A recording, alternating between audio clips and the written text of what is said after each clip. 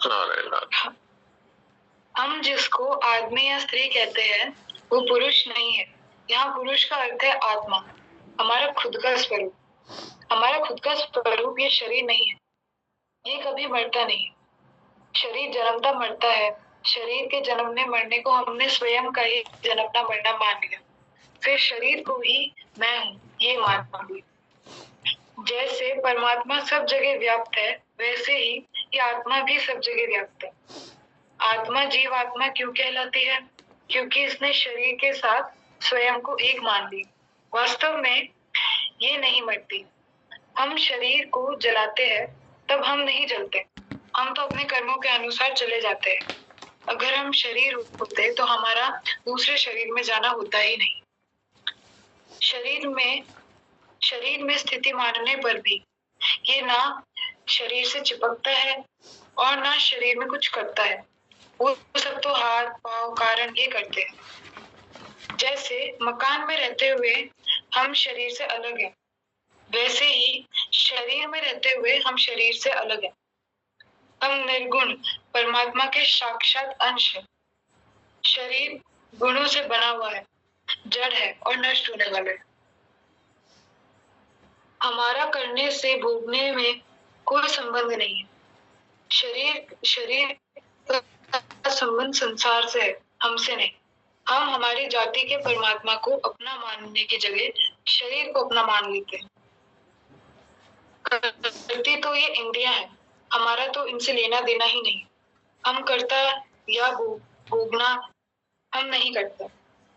कर्तृत्व भोक्तृत्व वास्तव में हमारे में नहीं है। हमने मान लिया। इसे हटाना नहीं है, इसे अस्वीकार कर लेना है। इस तरह का अनुभव भोगना ही जीवन मुक्ति है। संसार को अपना मानने से कर्तृत्व और भोक्तृत्व का भाव आता है। मुक्ति होती नहीं, वर्तमान में ये प्राप्त है। आत्मा कभी बंधन में पड़ती ही नहीं। हमने ही संसार के सुख दुख को सच्चा मानकर सुखी दुखी होते रहते। परमात्मा की अप्राप्ति कभी हुई ही नहीं। वास्तव में हमारा उधर ध्यान ही नहीं गया। जो शरीर नाशवान है वो मिला हुआ दिख रहा है, पर प्रतिक्षण वो मौत के मुंह में जा रहा है। अप्राप्त संसार में भी हमारी महत्व बुद्धि ना रहे, इसलिए कामना और ममता का त्याग आवश्यक है। जैसे सोते हुए गले की कंठी पीछे की तरफ चली जाती है, पर जब हम सुबह उठते हैं तब उसे खोजते हैं। फिर कोई आके हमें बताता है कि ये कंठी तो उधर ही थी, बस हमारा ध्यान वहां नहीं था। उसी प्रकार परमात्मा तो हमें प्राप्त है, हम हमारी दृष्टि उधर डालते ही नहीं, इसलिए परमात्मा उजल हो जाते हैं। फिर संत महात्मा आके हमें बताते हैं कि परमात्मा तो उधर ही है, बस हमारा ध्यान वहां नहीं। नारायण नारायण नारायण नारायण नारायण नारायण।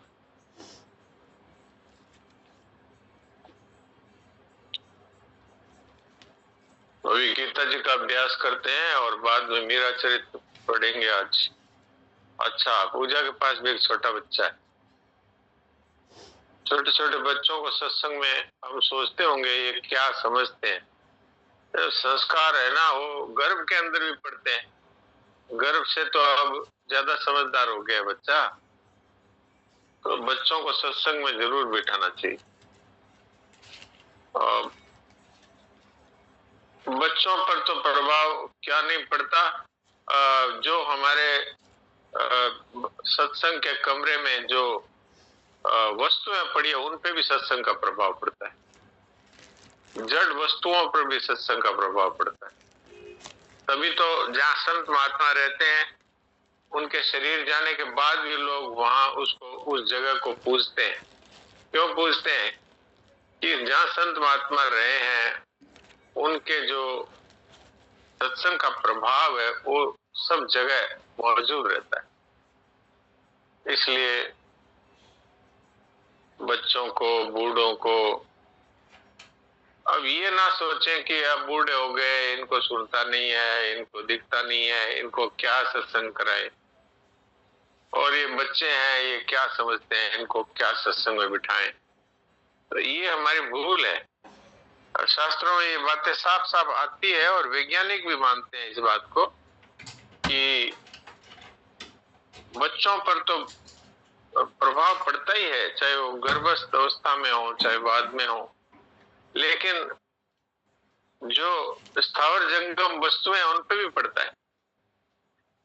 इसलिए जिसको भी मौका लगे उसको सत्संग में ला के बिठाना चाहिए। और ये छोटे बच्चे हैं, ये तो अभी हमारे वश में है, तो हम कहेंगे तो मान लेंगे। बड़े होने के बाद तो वो ये कह देते हैं कि हमारे काम की चीज नहीं, और ये तो आप लोगों के लिए है, हाँ हाँ बूढ़े होने के बाद हम करेंगे। अब उनको आप कैसे समझाओगे? छोटे बच्चों को तो आप कहने से मान जाते हैं, कोई थोड़ा लालच देने से भी मान जाते हैं, और फिर उनको अच्छा लगने लग जाता है तो फिर वो सदा के लिए उनके संस्कार है तो सत्संग स्वीकार कर लेते हैं। वास्तव में तो ये सत्य चर्चा है, लेकिन ये सत्य चर्चा है, ये सत्संग का एक बहुत कारगर उपाय है। इसलिए बिनु सत्संग विवेक न होई, तो ये बहुत अच्छा है। जब मैं बच्चों को देखता हूँ तो मुझे लगता है कि भगवान की विशेष कृपा है। तो लीला प्रजापति क्या बोलते हैं इनसे बात करते हैं, इसके बाद में फिर गीता जी का अभ्यास करेंगे। हाँ बोलिए। राम राम। राम राम। वो डॉक्टर साहब आपने कहा ना कि इंसानों पे बच्चों पे तो फर्क पड़ता ही है, पेड़ों पे भी फर्क पड़ता है। इस पे मेरे को एक बात बतानी थी। मतलब हाँ, काफी कैलाश जी से और सभी लोग ऐसे बता रहे हैं कि जिस साल महाराज जी धाम पधार गए थे ना, उस साल 7 नंबर से लेके 1 नंबर तक किसी पेड़ के फल लगना तो दूर गया, फूल भी नहीं आया था। उनको भी इतना शौक हुआ था। तो अब इससे अपन पता लगा सकते हैं मतलब महाराज जी के बिछुड़ने का शौक इतना हुआ कि मतलब 7 नंबर से लेके 1 नंबर तक किसी ने फल और फूल कुछ नहीं दिया उस साल। ये एकदम प्रत्यक्ष प्रमाण है, हजारों लोग देखा एक साथ। हाँ, तो इससे सिद्ध हो गया कि सत्संग का प्रभाव जड़ चेतन स्थावर जंगम सब पर पड़ता है।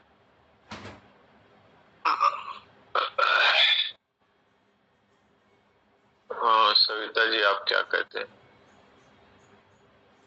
बोलिए। प्रणाम डॉक्टर साहब।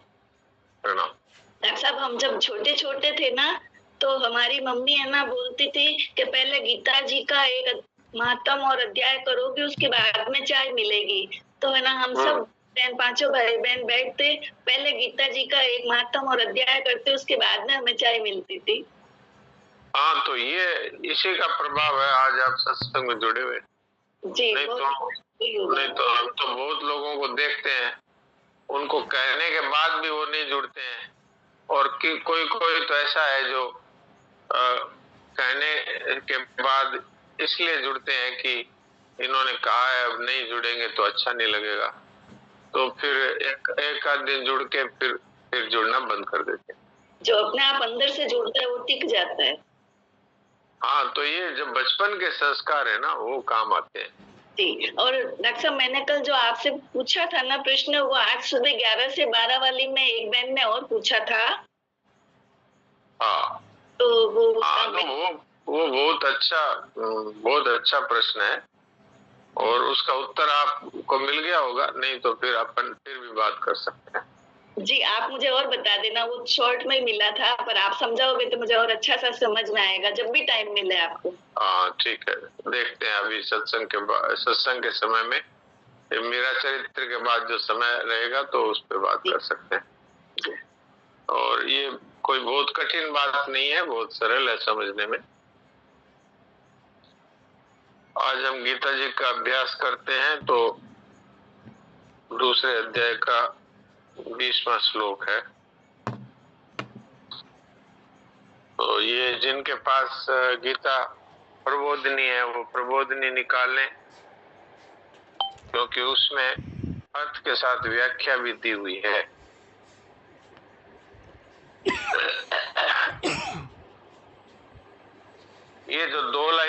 श्लोक हैं इनको अनुष्टुप कहते हैं, और जो 4 लाइनों वाले हैं इनको त्रिष्टुप कहते हैं।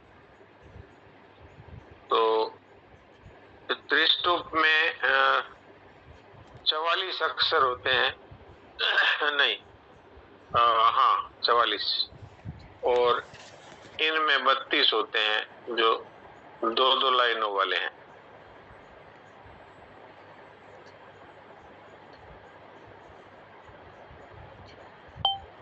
ये 44 अक्षरों का एक चरण है। ऐसे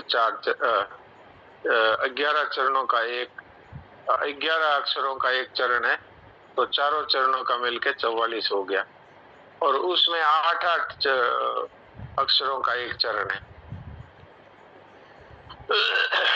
तो दूसरे अध्याय का 20वां श्लोक में पढ़ता हूँ, 2 बार पढ़ता हूँ। आप गीता जी पर दृष्टि रखेंगे और फिर इसको समझेंगे और फिर पाठ करेंगे।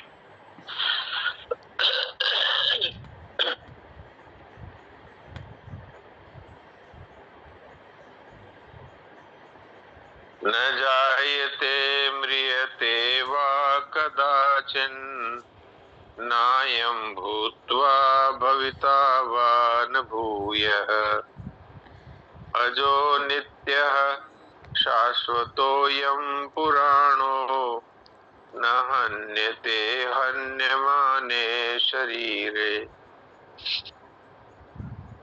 न जायते म्रियते वा कदाचिन् नायं भूत्वा भविता वा न भूयः अजो नित्यः शाश्वतोऽयं पुराणो न हन्यते हन्यमाने शरीरे।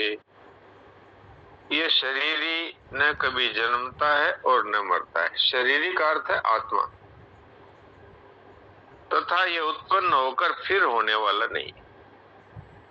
ये जन्म रहित, नित्य निरंतर रहने वाला, शाश्वत और अनादि है।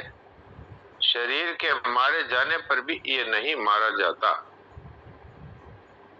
हम देखते हैं ना कि कोई भी जीव उत्पन्न होकर के फिर वो कहते हैं कि बच्चा हुआ है। तो हुआ है का मतलब है कि पहले जन्मा है और फिर है रूप से सत्ता वाला दिखता है। तो ये विकार है। ये संसार और शरीर में 6 प्रकार के विकार होते हैं। उत्पन्न होना, फिर सत्ता वाला दिखना, फिर बदलना, फिर बढ़ना, फिर घटना और फिर नष्ट होना।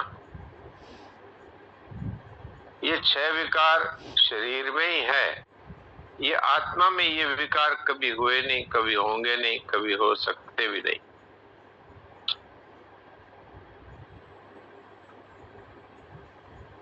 ये आत्मा कभी उत्पन्न नहीं होता, न जायते।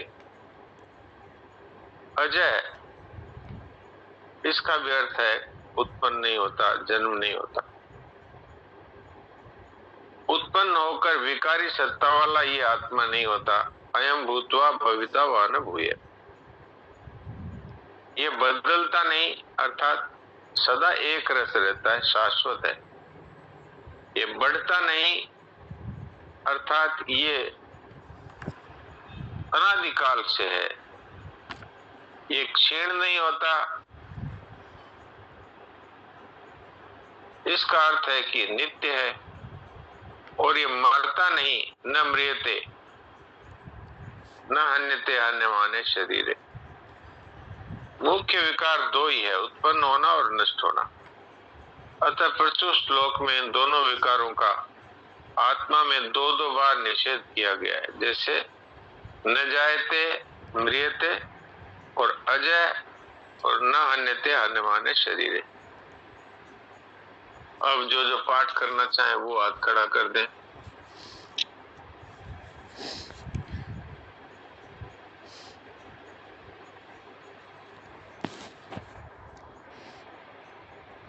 हाँ, गायत्री मूंदड़ा। बोलिए। न जायते म्रियते वा कदाचिनायं भूत्वा भविता वा न भूयः भूयः अजो नित्यं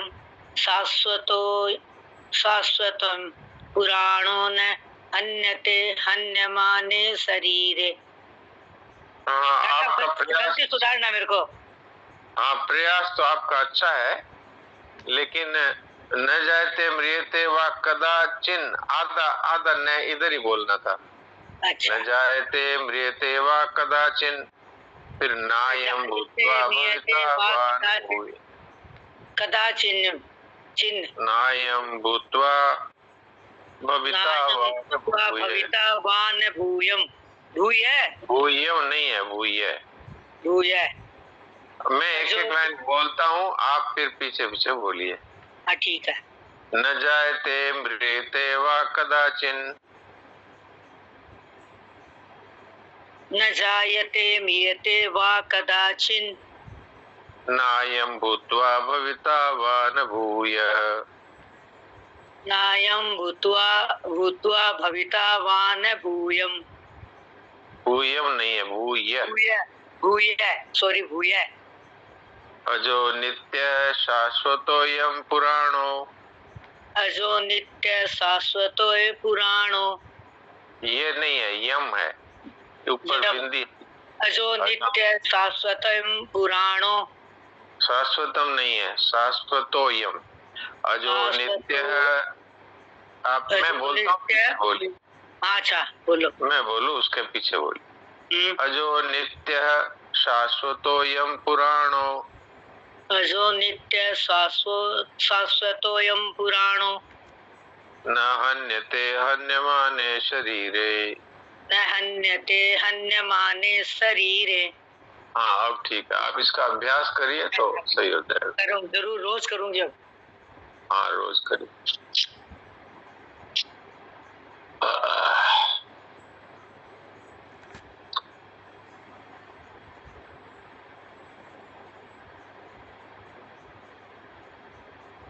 हाँ सुनील दास जी बोलिए। हाँ महाराज जी, राम राम। राम राम। न जायते म्रियते वा कदाचिन, नान्यं भूत्वा भविता वा न भूयः। अजो नित्य शाश्वतं पुराणो, न हन्यते हन्यमाने शरीरे। अजो नित्य वाला दोबारा बोलिए। अजो नित्य शाश्वतोऽयं पुराणो, न हन्यते हन्यमाने शरीरे। हाँ ठीक है, शरीरे बोलते हैं, ये शरीरे है, और आपका वो सय और सय का ऐसा अभ्यास है। प्रणाम महाराज जी, प्रणाम। प्रणाम। सुलोचना।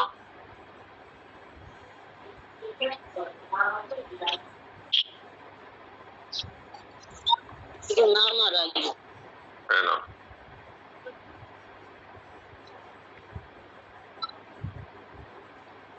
क्या श्लोक नहीं मिला?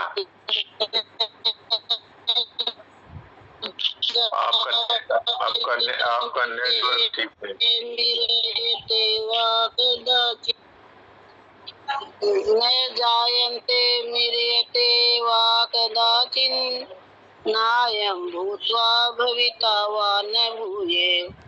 अजो नित्य शाश्वतोऽयं पुराणो, न हन्यते हन्यमाने शरीरे। अच्छा है आपका, अभी सुधर रहा है गुरु साहब।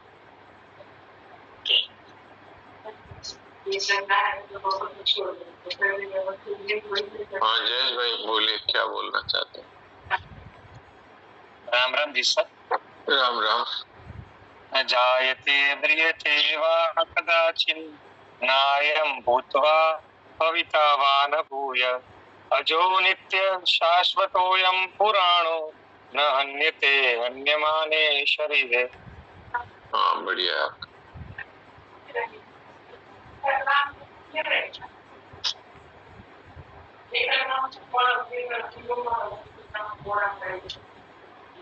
ज्योति। राम प्रणाम जी सा।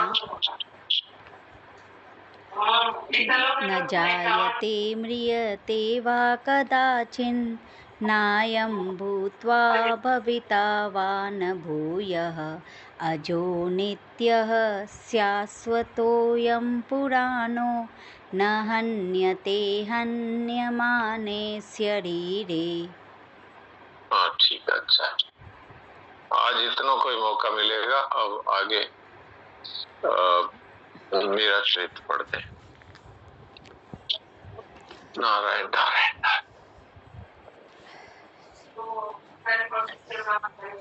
हाँ नंदिनी, अब कहाँ से वैद्य जी को जीवन दान? जी महाराज जी, यहीं से बना। हाँ तो ये आपने इससे पहले सुना था कि उदय कुंवर जो भाई थी, जो उस समय के राणा थे,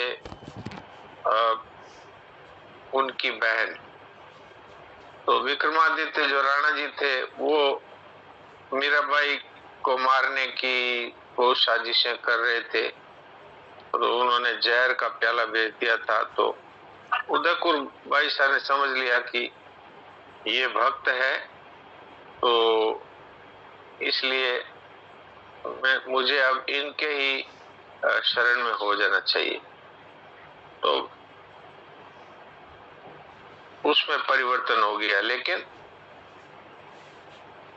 जो उन्होंने राणा जी ने भेजा था जहर का प्याला, उस वैद्य जी को राणा जी ने बुलाया और ये कहा कि तुमने और जहर नहीं दिया, तुमने इसमें खोट किया, मेरे साथ धोखा किया। तो उन्होंने कहा भाई ये तो ऐसा जहर है कि कोई पी जाए तो हाथी मर जाए। तो बोले उनका तो कुछ बाल बांका ही नहीं हुआ मीराबाई का। तो महाराणा ने गुस्से में आकर के और वैद्य जी को कहा कि बची हुई 2 कटोरा बूंद है, ये तुम पी लो उस कटोरे में जो। तो वो पीने से वो मर गया। तो उदयपुर बाई साहब ने उनको कह दिया कि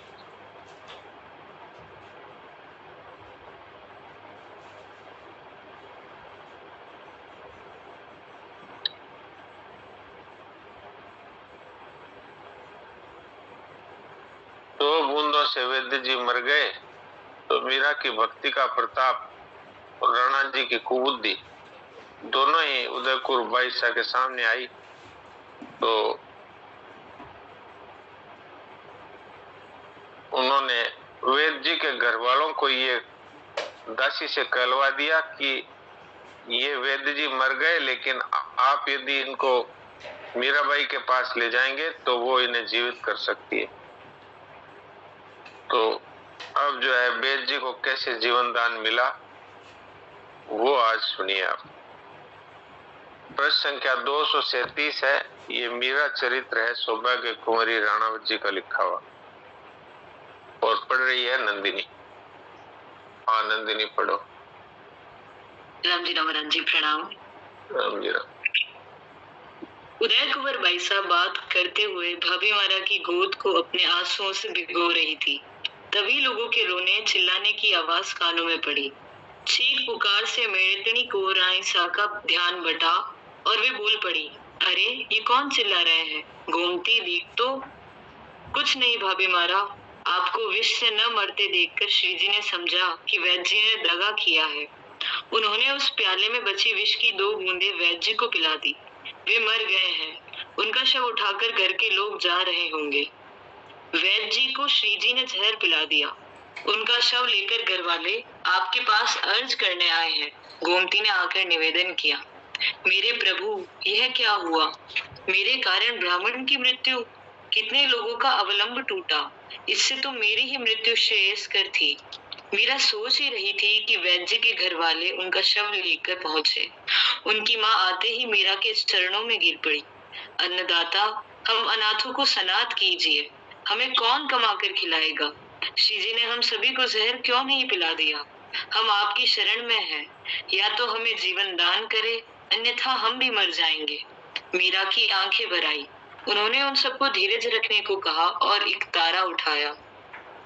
हरि तुम हरो जन की पीर, द्रौपदी की लाज राखी, तुरत बढ़ायो चीर। भक्त कारण रूप नर हरि धर्यो, आप शरीर। हिरण कश्यप मार लीनो, धर्यो नाहिन धीर। बूढ़ तो गजराज राख्यो, कियो बाहर नीर। दासी मीरा लाल गिरधर, चरण कमल पर शीस। 4 घड़ी तक राग का अमृत बरसता रहा। मीरा की बंद आंखों से आंसू झरते रहे। लोग आपा खोए हुए बैठे रहे। किसी को ज्ञात ही न हुआ कि वैद्य जी कब उठकर बैठ गए और वे भी तन मन की सुध भूलकर उस अमृत सागर में डूब गए हैं। भजन पूरा होने पर धीरे धीरे सबको चेतना हुई। माँ, बहू और बालकों ने वैद्य जी को बैठा हुआ देखा। उनके मुख से अपने आप हर्ष का अस्पष्ट स्वर फूट पड़ा। उन सभी ने धरती पर सिर रखकर मीरा की, गिरधर गोपाल की वंदना की। चंपा ने सबको चरणामृत और प्रसाद दिया। वैद्य की पत्नी ने बारंबार मीरा के चरण पकड़े। मन के भावों को वाणी न मिल पाई, भाषा ओछी पड़ गई। उन्होंने नेत्र जल से मीरा के पांव धो दिए।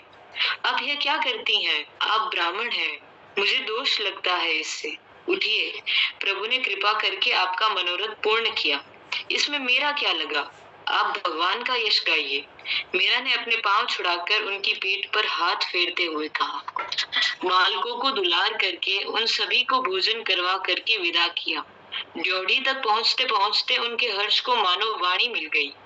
मेड़तनी जी साहब की जय, मीराबाई की जय, भक्त और भगवान की जय। यह क्या मंगला? दौड़कर जा तो उन्हें यह कह कि भगवान की जय बोले। यह क्या कर रहे हैं वे सब? बोलने दीजिए भाभी मारा, उनके अंतर के सुख को, भीतर के हर्ष को प्रकट होने दीजिए।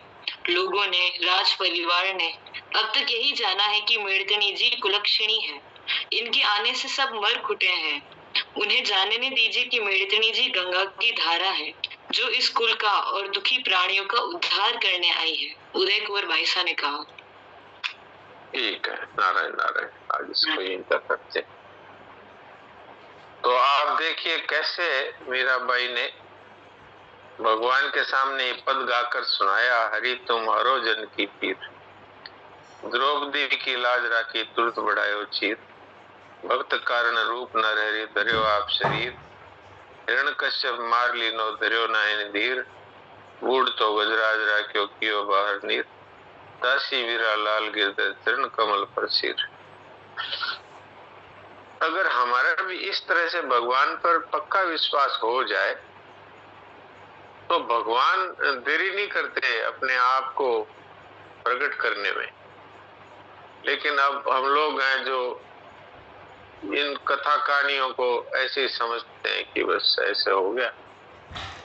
भगवान है वो प्रत्यक्ष से बढ़कर है। ये जो हमको दिख रहा है संसार, ये नाशवान है और भगवान अविनाशी है। पर दिक्कत ये हो गई कि हम उनको इन आंखों से देखना चाहते हैं। ये आंखें जड़ है, ये दिव्य परमात्मा को नहीं देख पाती। हाँ, भीतर की आंखों से परमात्मा दिखाई देते हैं। आप देखिए कि हम बहुत सी चीजें भीतर की आंखों से देख लेते हैं। मैंने कई बार उदाहरण दिया है कि हमारे ऊपर से हवाई जहाज जाता है तो हम ये समझते हैं कि ये इतना चील जितना सा दिख रहा है, बहुत बड़ा है। तो हमारे अंदर भी आंखें हैं, तभी तो हम देखते हैं। और ये भी जानते हैं इसके अंदर 100-200 आदमी बैठे होंगे, तो वो तो दिखाई नहीं दे रहे हैं, फिर भी हम इस बात को मानते हैं। तो भगवान है वो इन आंखों से नहीं दिखाई देते, तो भी भगवान है ही। तो आज का समय यही पूरा हो रहा है, तो अब थोड़ी देर के लिए शांत हो जाए।